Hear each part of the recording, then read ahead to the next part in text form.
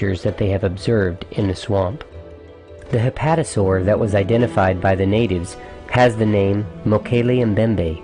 The tribesmen say that the creature lives mostly in the shallows of the swamp and is seen in the very early morning and at dusk. Mokele Mbembe is described as being mostly nocturnal and very territorial. Natives do not like to have encounters with this vicious creature. However, they say that they have killed and eaten the Mokele Mbembe before.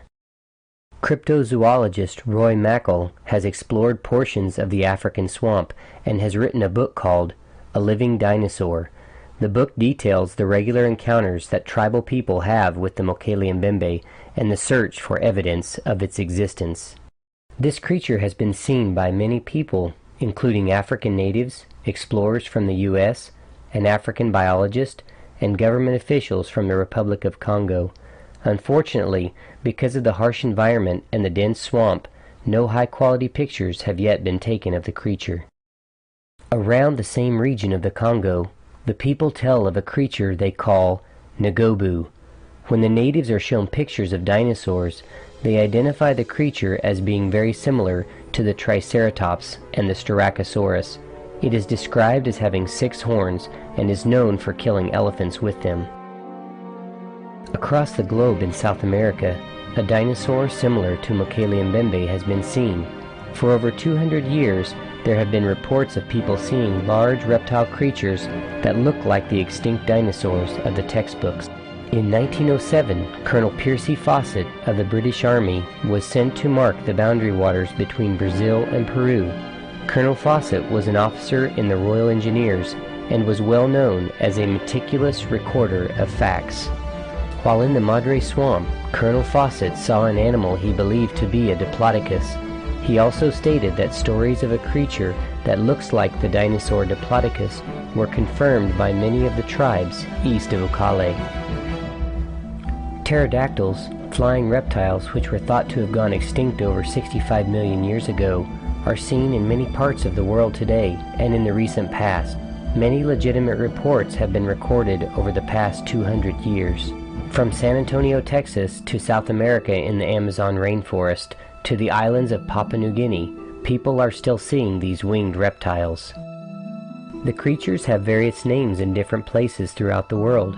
In Papua New Guinea there are 3 known species, which are called ropens, indava, and sekebale, and in the Congo they are called kongamato.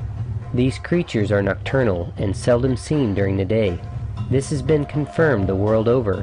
However, there are still a few sightings that occur during the day. The ropen of Papua New Guinea is seen occasionally by the native people. They say that the creature looks like a flying reptile with no feathers.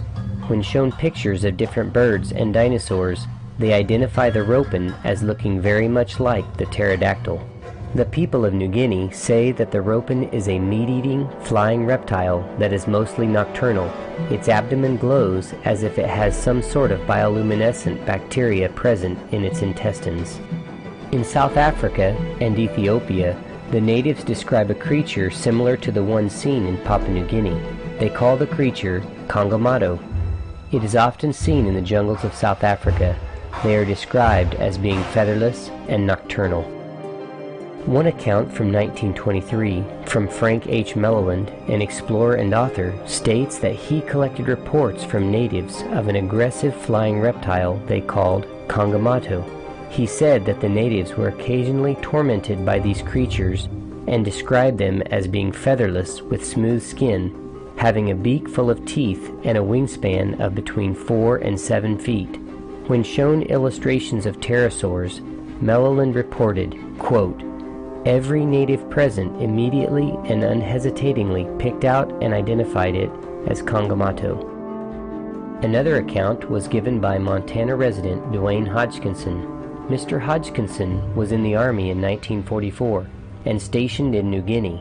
While out on a trek to one of the local villages, a friend, a local guide, and Mr. Hodgkinson observed a very large pterodactyl take off from the ground and fly through the air.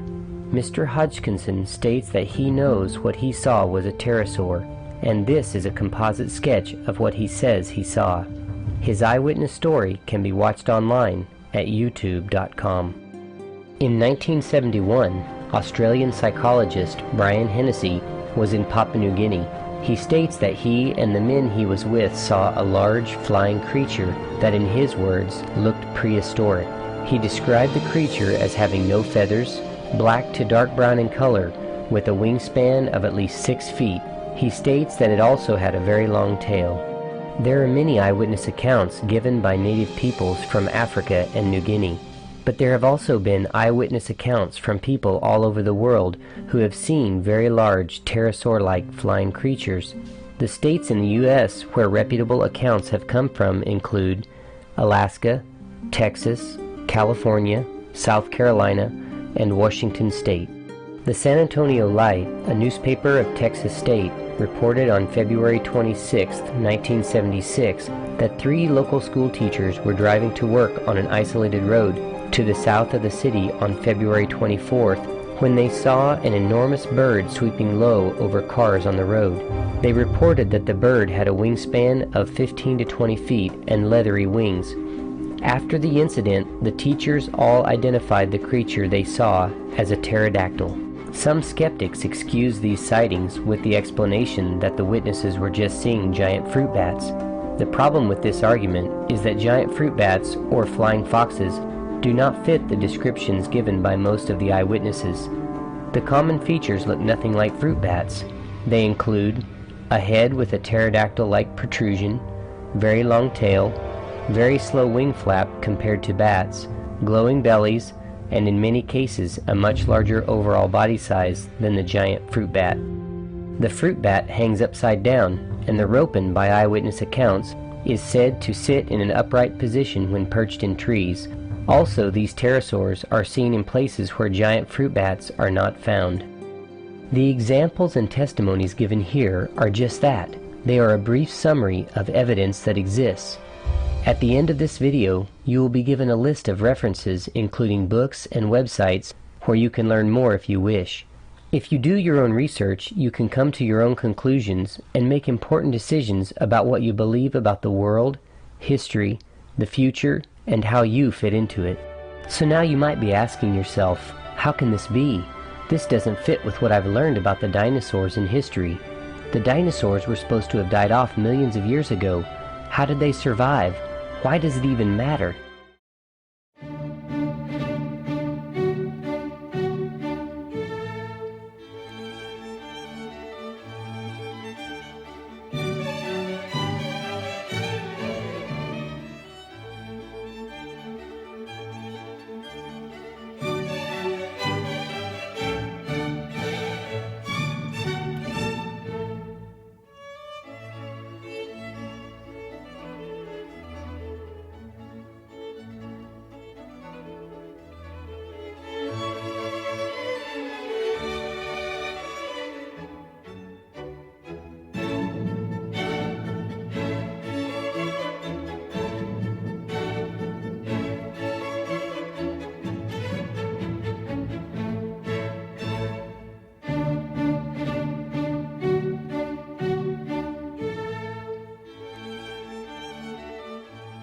Let's